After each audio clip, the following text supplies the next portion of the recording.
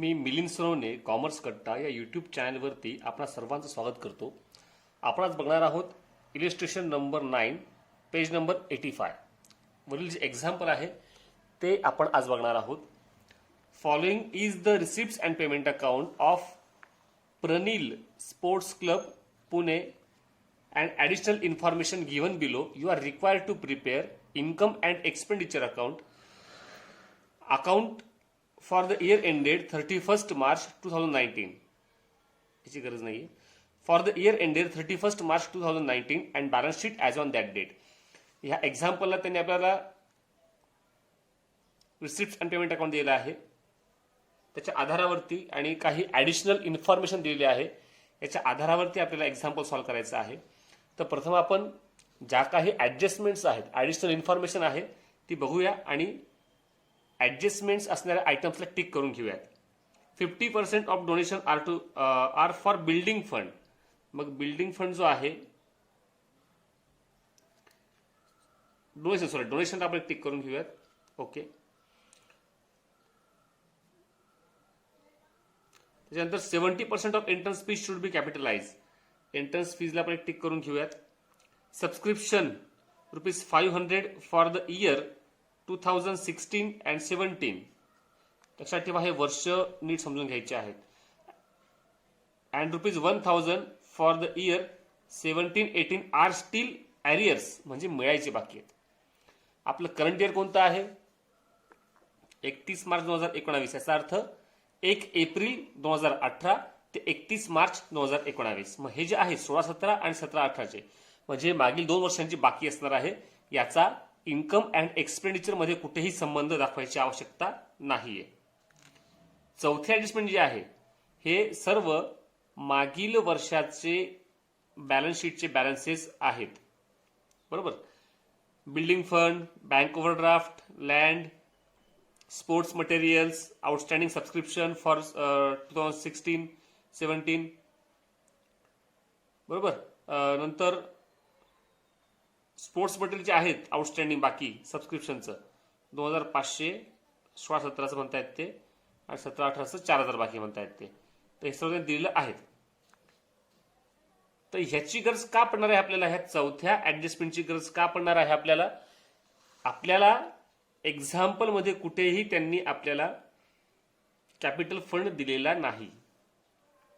Capital fund दिलेला नसेल तर ह्या ठिकाणी याच्या आधारावरती आपल्याला वर्किंग नोट करून आपण मागच्या वर्षी शिकलो आहोत बघा. Assets minus liabilities is equal to capital. Assets म्हणून लायबिलिटी वजा करा, जे उरतील ते तुमचं काय असणार आहे? कॅपिटल. मग आपल्याला ह्याची वर्किंग नोट जेव्हा करू आपण तेव्हा तुम्हाला हे कळेल काय आहे ते. Okay. Outstanding subscription for the current year. Subscription current इयरचं जे आहे, आता आपलं करंट इयर कोणतं आहे?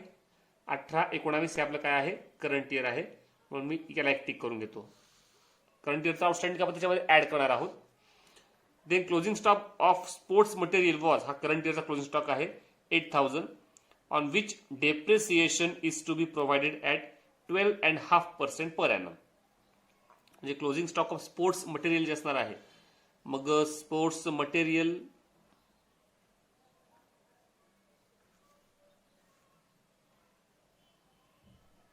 हे बघ इथं आहे. तर याला आपण टिक करून घेतलेली आहे. तर आता आपण एक्झाम्पलला सुरुवात करणार आहोत. ज्या ज्या आयटम्सला ऍडजस्टमेंट आहे त्यांना आपण टिक मार्क करून घेतलेली आहेच. तर आता आपण एक्झाम्पल सॉल्व्ह करूयात.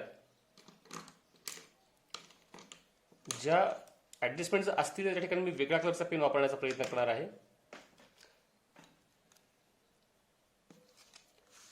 प्रथमतः रिसिप्ट साईड बघूयात आपण.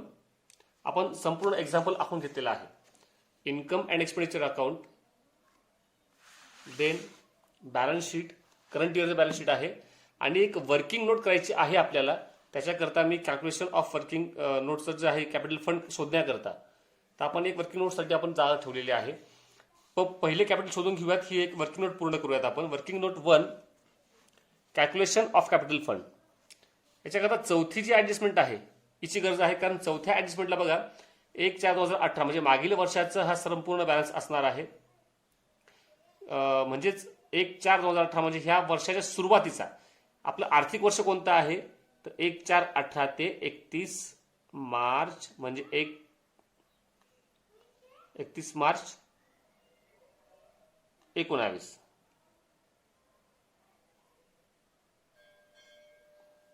बरोबर. हा मागील वर्षाचा ओपनिंग बॅलन्स असेल तर आपण याच्या आधारावरती प्रथम काय करणार आहोत, एक जुनं बॅलन्स शीट तयार करूयात आणि मग आपल्याला त्याच्यावरनं कळणार आहे की नेमकं आपलं कॅपिटल किती घ्यायचं आहे ते.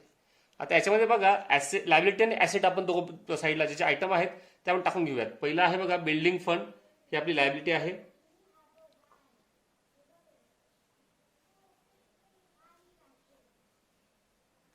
Building fund 47,000. बँक ओव्हरड्राफ्ट 32,000, ही सुद्धा लायबिलिटी आहे.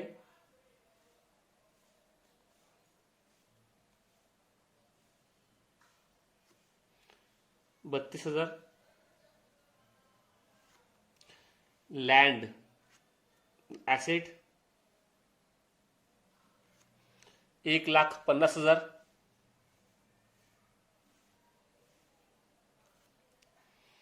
Sports material ₹30,000.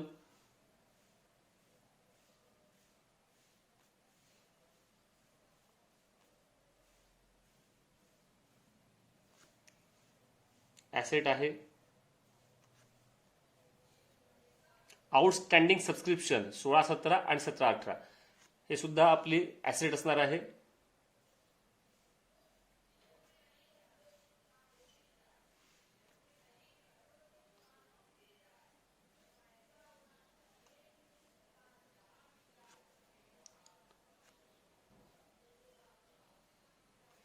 $2,016-17, 2,500 आणि 2017-18 ₹4,000. आता यांचा संबंध आपल्या आत्ताच्या एक्झाम्पलमध्ये तर कुठे नवीन घ्यायचा नाही आपल्याला. दोन्हींची बेरीज येते ₹6,500 आणि पुढचं म्हणतायत ते ओके, एवढं त्यांनी दिलं आहे आपल्याला. आणि याच्यामध्ये आपल्याला एक जे असतं बॅलन्स ब्रॉडडाऊन तर म्हटलेलं नाही आपल्याला. हा बॅलन्स ब्रॉडडाऊन म्हटल्यानंतर कुठला असणार आहे, हा मागील वर्षाचा बॅलन्स आपण इथं ओढलेला असतो, म्हणजेच कॅश इन हँड म्हणतो आपण त्याला. तर तेही घेऊन टाकायचं आहे. कॅश इन हँड हा मागच्या वर्षाचा बॅलन्स असल्यामुळे आपण त्याला मागील वर्षाच्या बॅलन्स शीटमध्ये ओढतो आहोत. करंट इयरच्या बॅलन्स शीटमध्ये आपण त्याला ओढू शकत नाही, दाखवू शकत नाही. बरोबर. मग एवढं झाल्यानंतर आपण जेव्हा टोटल करतो आहोत नेहमीप्रमाणे, तर यामध्ये क्रेडिट भाऊची बेरीज प्रथम करून घेऊयात. आणि ती बेरीज आपली येते आहे 1,91,500.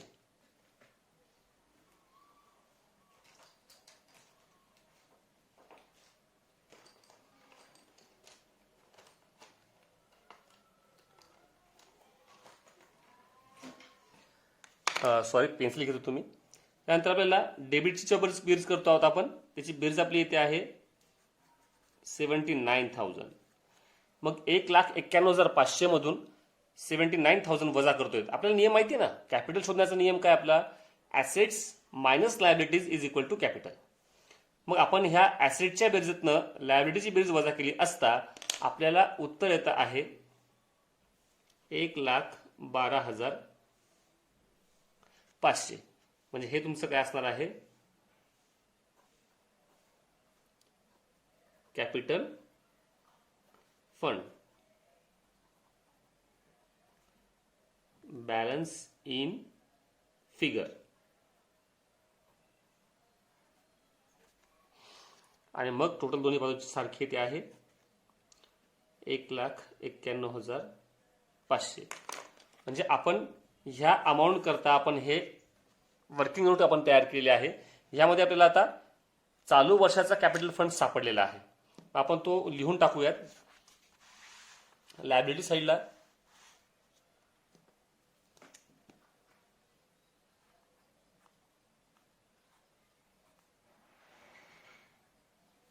Capital fund 1,12,500 inner कॉलमला.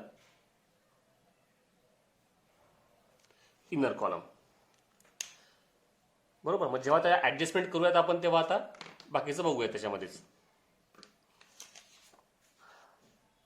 आता पुढचं बघूयात सबस्क्रिप्शन. आता रिसिप्ट साईड सुरुवात करतो आहोत. बॅलन्स ब्रेकडाऊन आपण हा मागील वर्षाचा बॅलन्स आहे हा पण जुन्या बॅलन्स शीटला ओढलेला आहे. सबस्क्रिप्शन 2016-17, 2017-18 3,000 दाखवत आहेत ते. हे मागील वर्षाचा याचा काही संबंध आपल्याला करंट इयरमध्ये घ्यायचा नाही. आपला करंट इयर कोणता आहे 2018-19 हे आपला करंट इयर आहे. आपल्याला याची गरज असणार आहे. मग करंट इयरचा आपण इन्कम मध्ये घेऊयात. बाय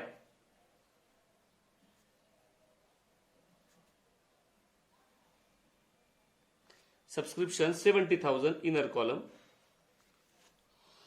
त्याला ऍडजस्टमेंट आहे outstanding subscription for the current year ₹8,000. हे करंट इयरचं आउटस्टँडिंग आहे. बरोबर. आणि इथे आपण जे बघतो आहोत हे मागील 2 वर्षांचे आउटस्टँडिंग आहे. तर हे आपण डायरेक्टली बॅलन्स शीटला दाखवणार आहोत. म्हणजे अजूनही ॲरियर्स म्हणतात ना ते, म्हणजे अजूनही मिळालेले नाहीये. मग करंट इयरचं पहिला आपण पहिला इफेक्ट देऊन टाकूयात. 8,000 रुपये जे आहेत करंट इयरचे हे काय आउटस्टँडिंग आहे. तर इथे म्हणूयात ऍड, म्हणजे हे जे करंट इयरचे आपले आहेत हे आउटस्टँडिंग असणार आहेत आपले करंट इयरचे. हे घेतोय आपण ऍड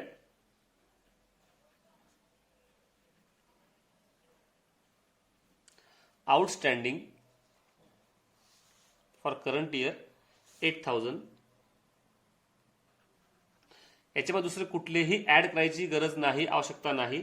पण डायरेक्टली आउटरला घेऊयात 78,000. बरोबर. यानंतर आपल्याला जे आहे सेकंड इफेक्ट द्यायचा आहे ऍसेट बाजूला.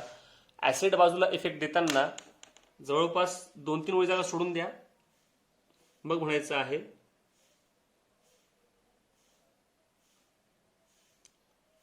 Outstanding subscription. जागा नसती सोडली तर चाललं असतं. आता याच्यात बघा मागील 2 वर्षांचं पण आउटस्टँडिंग आहे. कुठलं 2016-17 आणि 17-18. मग इथे घेतो 2016-17, 2017-18 हे आहेत ₹500. आता यांचा संबंध आपण इन्कम अँड एक्सपेंडिचर अकाउंटमध्ये दाखवलेला नाहीये. का दाखवला नाही? कारण ते मागील वर्षाचं आहे. करंट इयरमध्ये आपल्याला दाखवण्याची आवश्यकता नाही.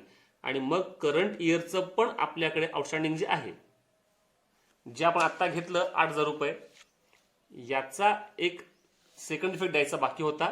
तो इथे आपण देऊयात 8,000 रुपये. आणि मग असं एकंदर 9,500 रुपये आपण आउटरला हे आउटस्टँडिंग मागील वर्षाचं आणि करंट इयरचं मिळून आपण दाखवणार आहोत. बरोबर आहे. नंतर आहे पुढचं डोनेशन. याला ही ऍडजस्टमेंट आहे. डोनेशन म्हटलं तर आपलं इन्कम असणार आहे. मग इन्कम बाजूला घ्या. Donation 15,000 inner column.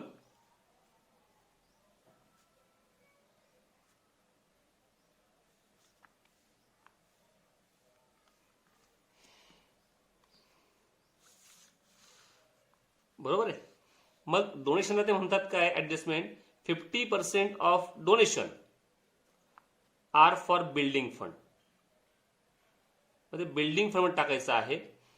ह्या ठिकाणी बघा आपल्याकडे मागील वर्षाचा बिल्डिंग फंड पण होता 47,000 रुपये.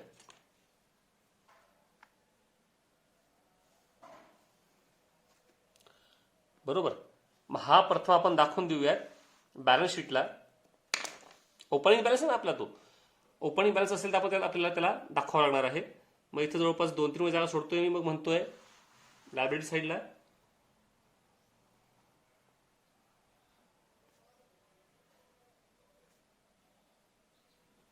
बिल्डिंग फंड 47,000 आणि डोनेशन इकडे 15,000 आपण दाखवलेलं आहे. मी हे इकडे घ्यायचं कारण काय? कारण ते म्हणतात की 50% डोनेशन जे आहे ते बिल्डिंग फंड मध्ये टाकायचं सांगतायत ते. म्हणून इथून आपण त्याला डोनेशन मधनं वजा करणार आहोत आणि आपण त्याला बिल्डिंग फंड मध्ये ऍड करणार आहोत. बरोबर. मग इथे म्हणायचं आहे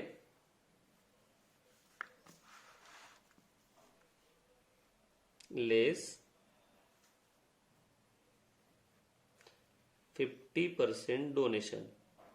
15,000च्या निम्मेचं म्हटलं तर 7,500 रुपये वजा करायचे आहेत. आउटरला हे तुमचे येतील 7,500 रुपये. आणि मग दुसरा इफेक्ट, डोनेशन मधनं काढायचे 50% आणि टाकायचे कुठे आहेत, बिल्डिंग फंड टाकायचे आहेत. म्हणून इथं म्हणायचं ऍड 50% डोनेशन 7,500 आणि आउटरला येतात तुमचे मग 54,500 रुपये. बरोबर आहे. म्हणजे ही पण ऍडजस्टमेंट संपली आहे आपली. पुढचं आहे एंट्रन्स फीज. एंट्रन्स फीज हे सुद्धा आपली काय आहे, हे सुद्धा आपलं इन्कम आहे. मग इन्कम बाजूला म्हणा बाय एंट्रन्स फीज. इथे काम करा, 50% ऑफ डोनेशन म्हटलं ना आपण, इथे म्हणायचं आपल्याला राहून गेलं फॉर बिल्डिंग फंड. ओके. आणि मग म्हणायचं पुढचं आपलं काय होतं, एंट्रन्स फीज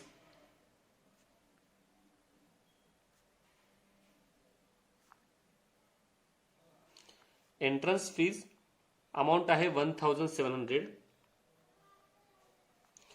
ऍडजस्टमेंट आहे 70% of entrance fees should be capitalised. म्हणजे 70% जी एंट्रन्स फी आहे ती काय करायची, आपल्याला कॅपिटलाइज करायची आहे. सोपं आहे. 1,700 गुणिले 7/10 करा किंवा 1,700 गुणिले 70/100 करा. बघा मी इथे केलं आहे. 1,700 हे आपलं एकूण एंट्रन्स फीज आहे, गुणिले 7/10 करा किंवा गुणिले 70/100 करा. तुमचं उत्तर यायला पाहिजे 1,190 रुपये. म्हणजे एवढं आपलं काय असणार आहे, एंट्रन्स फीज आपल्याला कॅपिटलाइज करायची आहे. कॅपिटलाइज करायची आहे म्हणजे काय, तर आपण जे आपलं उत्तर आलेलं आहे तर एवढी रक्कम आपण कॅपिटलमध्ये ऍड करणार आहोत. बरोबर. मग इथं म्हणायचं आहे एंट्रन्स फीज मध्ये लेस 70% कॅपिटलाइज्ड. बरोबर. आपल्याला अमाऊंट काढली आहे 1,190. एवढी कॅपिटलाइज केल्यानंतर अमाऊंट आपली उरते आहे 510 रुपये. आणि जी आपली आता रक्कम आपण इथून वजा केली आहे 1,190 रुपये, एवढ्याने आपला कॅपिटल फंड वाढणार आहे. म्हणून कॅपिटलमध्ये ऍड करायची आहे. कॅपिटलमध्ये म्हणा add entrance fees 70% of entrance fees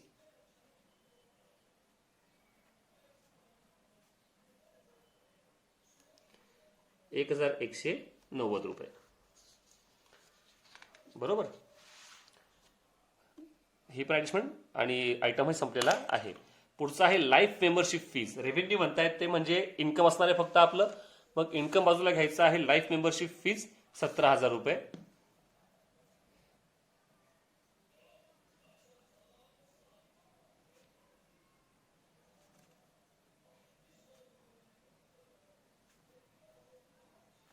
life membership fees 17,000 रुपये.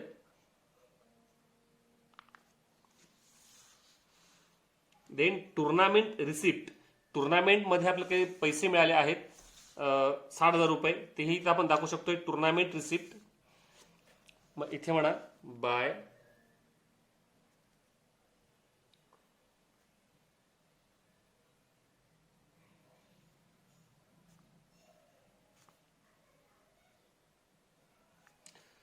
₹60,000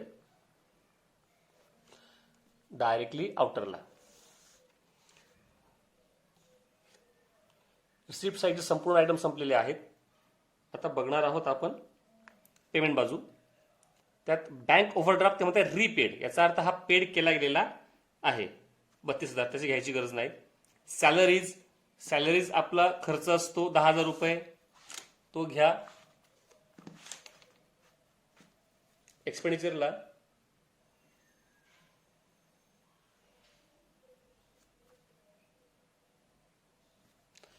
10,000 rupees. Then electrical charges 4,000. खर्च आहे बाय इलेक्ट्रिसिटी किंवा इलेक्ट्रिकल चार्जेस 4,000 rupees.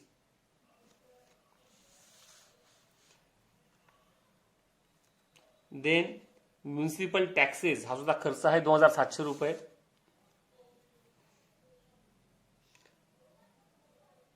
इथे 2 म्हणायचं आहे, डेबिट बाजू आहे ना, इथे 2 म्हटलं पाहिजे. Okay, 2 municipal taxes 2,700. Then purchase of sports material. आता नीट लक्षात घ्या, ह्या प्रकारचे आपण ऍडजस्टमेंट बघितलेले आहे, ते म्हणजे स्टॉक ऑफ स्टेशनरी, त्याच्या ऐवजी म्हणायचं फक्त स्टॉक ऑफ स्पोर्ट्स मटेरियल. आता हा वर्षभरात नवीन खरेदी केला आहे, बरोबर. हा न्यूली परचेस्ड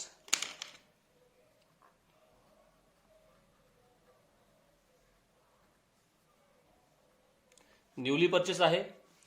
आणि आपल्याकडे मागील वर्षाचा पण बॅलन्स आपल्याकडे आहे बघा, स्पोर्ट्स मटेरियलचा. इथे दिलेला आहे स्पोर्ट्स मटेरियल ₹30,000. हा मागच्या वर्षाचा बॅलन्स म्हणजे ह्या वर्षाचा हा ओपनिंग बॅलन्स असणार आहे, बरोबर. आणि करंट इयरचा आउटस्टँडिंग पण आहे 8,000 रुपयाचा, म्हणजे बाकी आहे. मग आपण ह्याचा इफेक्ट दाखवतो आपण एक्सपेंडिचर बाजूला. प्रथम आपण काय घेतो, ओपनिंग बॅलन्स घेतो. मग तो घ्या पहिले इथं, 2 स्पोर्ट्स मटेरियल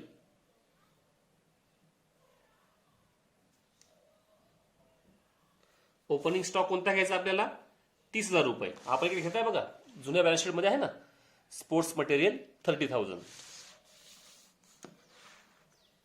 इनर कॉलमला घ्या 30,000. Then purchase during the year, म्हणजे आपला वाढतोय, ऍड करायचा.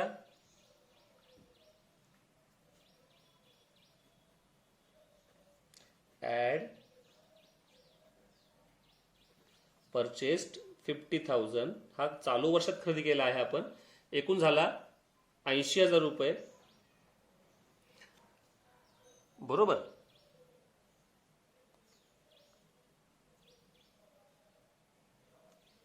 आणि त्यांनी खाली म्हटलं बघा, closing stock of sports material 8,000. आणि त्याचा 8,000 रुपीज काय हा क्लोजिंग स्टॉक आहे, तर हाही आपल्याला इथे घ्यावा लागेल. मग इथं म्हणा क्लोजिंग स्टॉक काय करतो आपण, इथं लेस करतो, लेस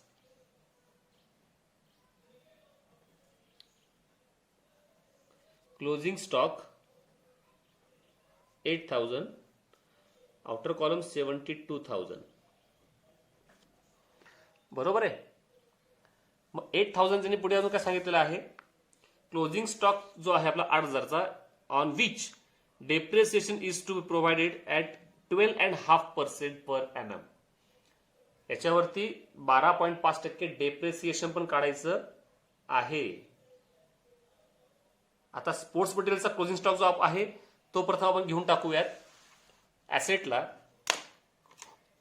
इथे म्हणा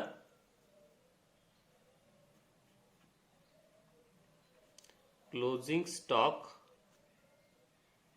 ऑफ स्पोर्ट्स मटेरियल 8,000. आणि याच्यावरती 12% आपल्याला काय करायला सांगितलं आपल्याला, आता 12% याच्यावरती 12.5% डेप्रेसिएशन करायला सांगितलं आहे. म्हणून बघा 8,000 गुणिले 12.5 भागिले 100, त्याचं उत्तर येतं आपलं 1,000 रुपये. जर तुम्हाला पॉईंट मध्ये काढता येत नसेल तर एक काम करू शकतो आपण, 8,000 गुणिले 125 पहिले प्रथम करायचं आहे आपल्याला. याच्यावर तुम्हाला जवळपास 10 ला तुमचं उत्तर येतं. शेवटी इथं पॉईंट दिल्यानंतर भागिले 100 करा. 100 केल्यानंतर जे उत्तर येईल तुमचं 10,000 उत्तर येते. त्याच्यासोबत पॉईंट ठेवल्यानंतर उत्तर आपलं येतं आहे 1,000 रुपये. अशा प्रकारे तुम्ही काढू शकताय. म्हणजे 1,000 रुपये आपला काय आला आहे डेप्रिसिएशन. मग इथे म्हणा लेस 12.5%,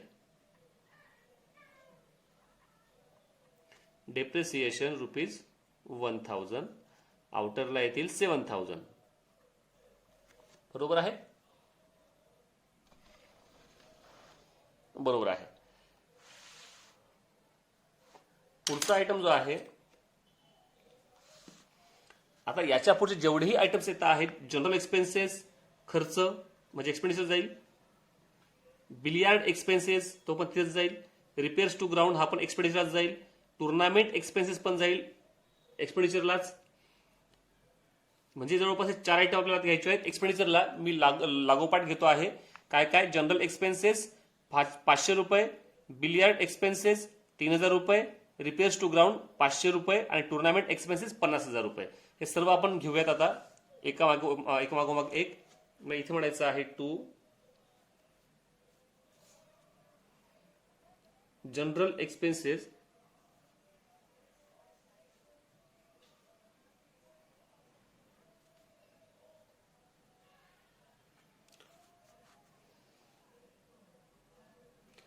amounted to ₹500 to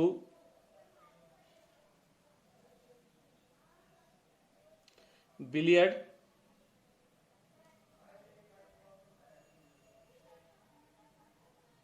expenses ₹3000,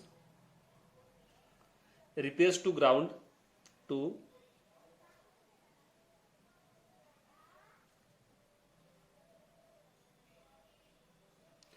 repairs to ground ₹500. आणि मग शेवट आपलं एक आहे ना आयटम टुर्नामेंट एक्सपेन्सेस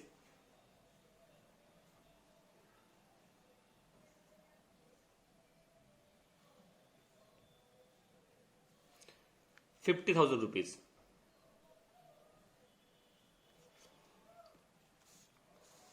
बरोबर. देन कॅश इन हँड आणि कॅश ॲट बँक हे दोन्ही आपले ॲसेट्स आहेत. आपण करंट ॲसेट करता वर जागा ठेवली होती. इथे म्हणायचं आहे कॅश इन हँड ₹7,000 आणि कॅश ॲट बँक ₹14,000.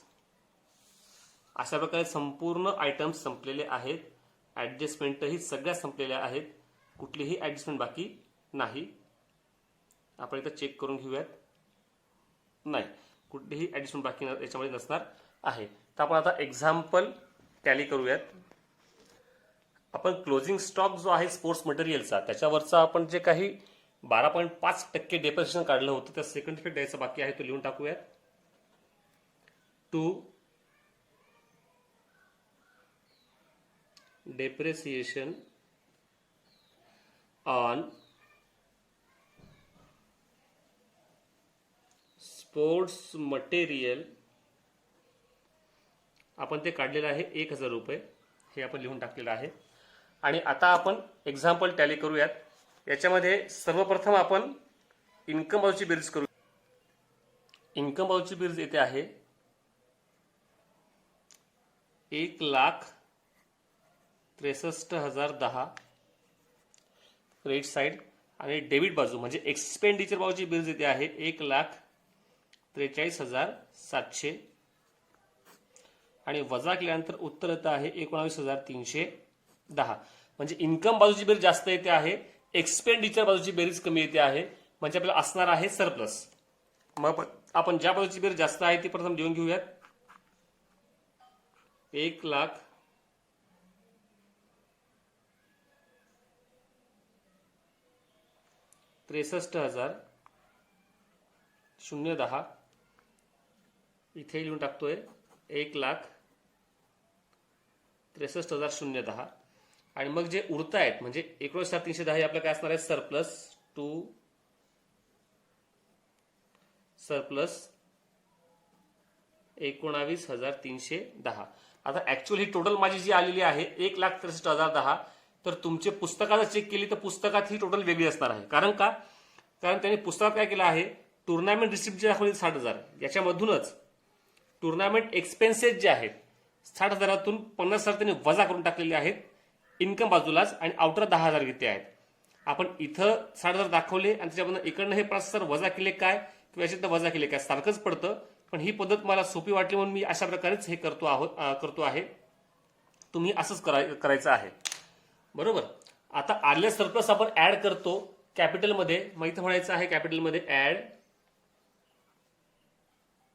सरप्लस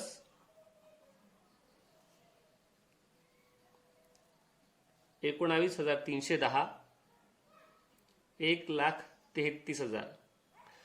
आता ऍसेटमध्ये पाहून घ्या की एखादी काही लायबिलिटी वगैरे आपली आहे की जी घ्यायची बाकी असेल, तर याच्यामध्ये एखादी ऍसेट किंवा लायबिलिटी असेल की जी आपला ओपनिंग बॅलन्स आहे तर आपण तो घेऊ शकतोय. बँक ओव्हरड्राफ्ट घ्यायची गरज नाही. बिल्डिंग फंड आपण घेतलेला आहे ऑलरेडी. हा बघा इथे बिल्डिंग फंड आपण घेतला ना, हा बघा इथे घेतलेला आहे, तो घेण्याची गरज नाही. बँक ओव्हरड्राफ्ट रिपेड होऊन गेलेला आहे. लँड बाकी आहे बघा लिहायची आपली, मग इथे लँड घेऊन टाका. लँड मी जर अमाऊंट थोडं याच्यात करतो आहे 1,50,000. बरोबर. आणि दुसरा कुठलाही आयटम याच्यामध्ये घ्यासारखा राहिलेला नाही आहे. मागील वर्षाचे काही ओपनिंग बॅलन्स दिले असतील तर आपण ते बॅलन्स शीटला घेऊ शकतो. आपण ते घेतलेले आहेत. आता ह्या बॅलन्स शीटची बेरीज करायची आहे. टोटल आपण बघूयात काय येते ती.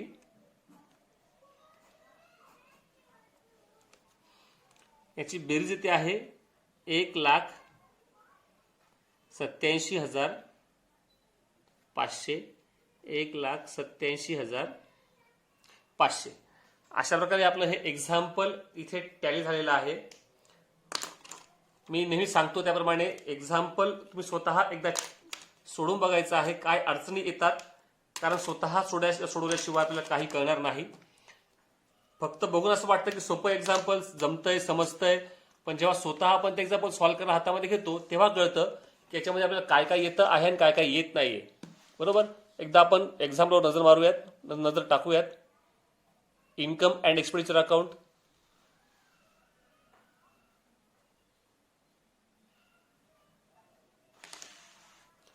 देन बॅलन्स शीट, आणि मग वर्किंग नोट्स.